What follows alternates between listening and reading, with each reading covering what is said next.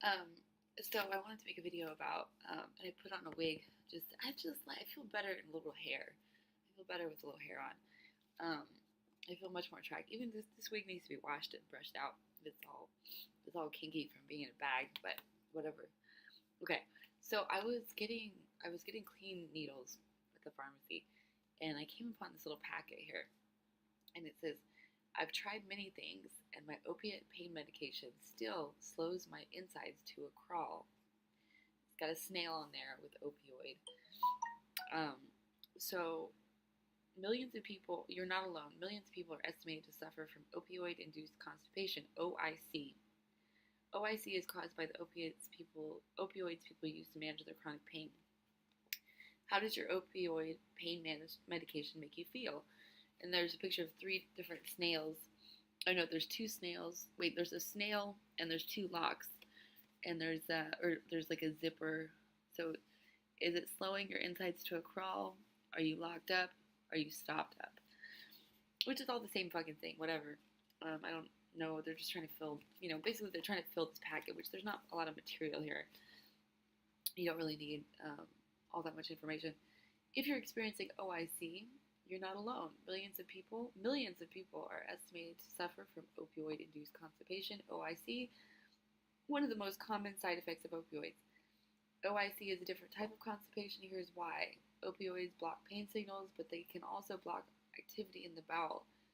OIC can last for as long as you've taken opioids to manage your chronic pain, which may leave many people like you struggling to find relief. So, use today's visit.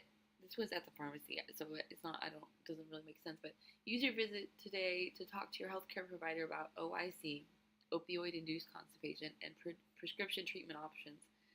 Also, let your healthcare provider know if your bowel routine has changed since you started taking opioids. How would it not? That's retarded. And share with them what you've done to try to help with your constipation. Have you changed what you eat? Are you drinking more water? What about the over-the-counter remedies you are taking? Remedies, yeah, right. Laxatives, fucking gross, horrible, horrible, horrible for you. Don't do that. Again, it's so easy to they came up with this OIC thing, opioid-induced constipation, because they want to sell pills for it, and you don't need pills for it. You don't need to talk to your doctor about it. If you're on opiates from the doctor, if you're on heroin, if you're on whatever, all you really have to do is get yourself on a program of you need to start taking magnesium. Taking magnesium, and this is a lot of magnesium basically. This is called Natural Calm, and I accidentally got one that was for sleep, so I'll have to take it at night because it does actually have a lot of melatonin in it, like 5 milligrams of it. Didn't quite need to do that, but anyway, that must be why I had such vivid nightmares last night. The horrible fucking nightmares about like different people in my life, and like my ex showing up and being all evil and stuff. Like he was like an evil person, which is not, hopefully not the case. Which is just, I hate when your brain takes over. You've got crazy nightmares. I hate that.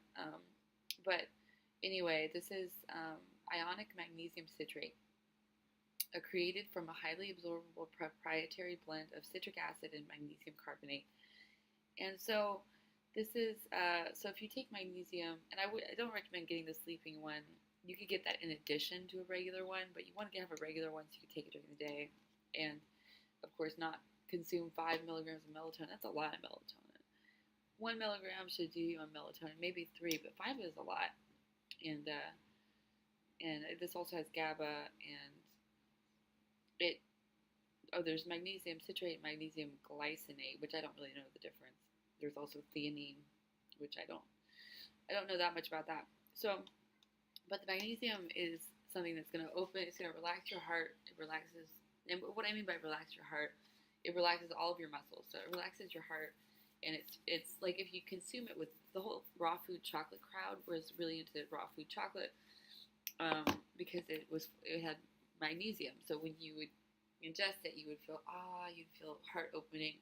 Basically, it just relaxes the muscles, and so it also stimulates the smooth tissue smooth tissues. It stimulates the. I don't think our intestines are a smooth muscle. They move, they contract. They might be a muscle. Are they a muscle? Are our intestines a fucking muscle? I don't know. But I know that this stuff is really great. The magnesium, and you just take a serving of that with water, and then what you can do is you can, when you get up in the morning, wait to do your first opiate dose. Maybe have a coffee. Wait until you go to the bathroom, because you had all those hours that you slept overnight. And then if you wait 2 or 3 hours or 1 hour, whatever, depending on coffee, and if you smoke cigarettes, you should be able to have a good bowel movement. And you want to keep it not hard and constipated and painful by consuming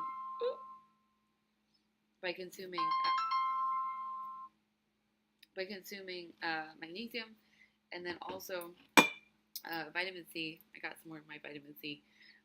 So between magnesium and vitamin C, you should be able to knock out, and I mean big doses of both of these. You should be able to knock out your opiate-induced constipation, all natural, without having to go to the doctor and beg to be put on more medication, or by taking over-the-counter laxatives. Over-the-counter laxatives are violent to the system. They're also they're full of artificial chemicals, and they're just something that you don't want. It's much more natural to just take a natural magnesium product. They might have milk of magnesia. I guess that's a common over-the-counter one, and that might be fine. I think my grandmother used to take that one.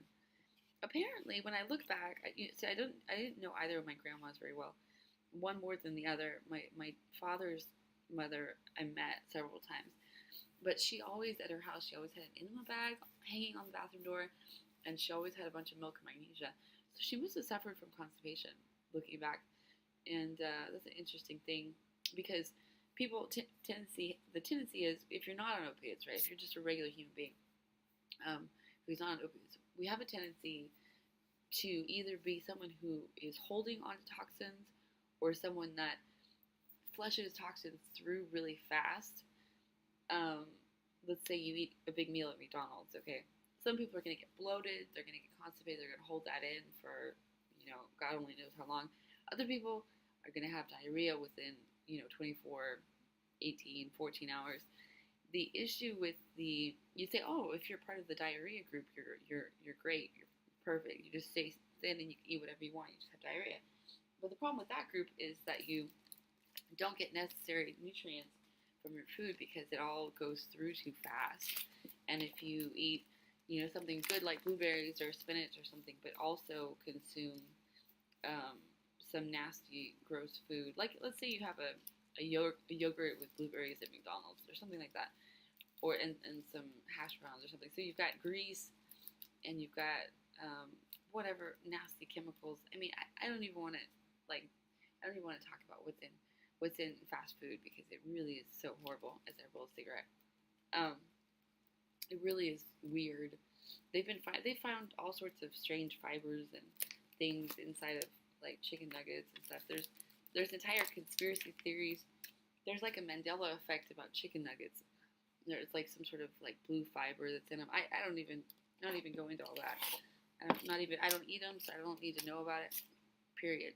I don't want to know about how horrible McDonald's food is. I can already imagine. I mean, I used to eat that way in middle school. When I was on Prozac, I was on fluoride. On fluoride, drinking water. I was on skim milk and Pop-Tarts, and I think the only meal that I got that was even semi-rounded was at night. My stepfather would try to make like a chicken breast and rice and vegetables. He would try his best. But during lunch, it was like fries and lemonade and styrofoam. It was so horrible. The idea that we would feed our children fake pink lemonade in styrofoam and french fries for lunch in the modern world is insanity. It's insanity. You can't be smart eating like that, period. You can't. Like, even if you're meant to be smart, you're not going to be smart eating that. You need wild food. You need organic food. The wilder you eat, though, you get a wild consciousness that can be dangerous. if you go out and you start eating wild dandelions and stuff, even just a little bit, if you start eating wild dandelions, you'll get a crazy wild consciousness, and you'll stop fitting in with other people. And that's always an interesting thing to happen when that starts to happen. But anyway, this is just so the opiate induced constipation is it's just another fucking thing. They're trying to make money off of you, which they're already making enough from everyone getting on opiates and then getting on heroin, and all these people getting rich off of our whether we're in a cold climate and we just want some opiates to warm up, or whether we've got pain, or whether we've got sexual shame and we don't want to a lot of back pain, my horrible back pain and my back curvature and all that. For years and years, I didn't know what it was, but I didn't suffer from it. They said when I went in when I was 15, and they said, well, we usually catch it when you're 11 or 12. I had this horrible curvature because of how I sat, but when I was like 11, 12, 13, I would dance every day when I got home from school. I would dance for hours, and I would masturbate a lot. And I didn't feel a lot of pain at that point. It was only when I stopped dancing and stopped masturbating that I all of a sudden had horrible pain, and then got in this back brace, which made it worse. But I really do think that back pain has a strong correlation with sexual shame, and that's something that it's just it's just my own personal experience. All right, so I'm gonna consume a lot of vitamin C because I just got this, and I went a day without it. So I'm gonna consume a lot of it right now. And alright, guys. Well, I'm gonna stop this video. Opiate-induced constipation. Get yourself some vitamin C and some magnesium, and you can take care of all that. And just wait in the morning. Do not consume any pills or any powders or any tar, anything like that. And have a coffee. Wait until you have a good sized bowel movement. It depends on how much you're eating. You might not eat a lot if you're let's say you relapse and you're not hungry. But once you have an opiate habit, you should be consuming the same amount of food as everyone else, probably, maybe 80%. So you need to be going to the bathroom. Otherwise, you're going to get stopped up and your life's going to be really go into being a hell realm. If you think about that being a heroin addict is bad, try to be a constipated heroin addict, because the more constipated you are, I'm telling you, the worse your life gets. If you can't go to the bathroom and release the toxins and the garbage, then things just get horrible. And even if you have to, and the magnesium helps to soften the stools up. You want to soften them up, because if you're trying to, like, let's say you're constipated and you've got like a large dense mass in there in your colon, and you're trying to push that out, forget about it. It's going to be painful. So you want to loosen that up with magnesium, and you could, this is something that's a lot more easy to drink than friggin' Epsom salts. You can drink Epsom salts too, but that's very, by the way, not to be confusing, I've got a whole one and I'm drinking out of one. I don't want to confuse you guys I'm just drinking powder or something. Oh, I need to add some water because that's just pure juice. Alright, I'm going to stop this video. Bye, guys.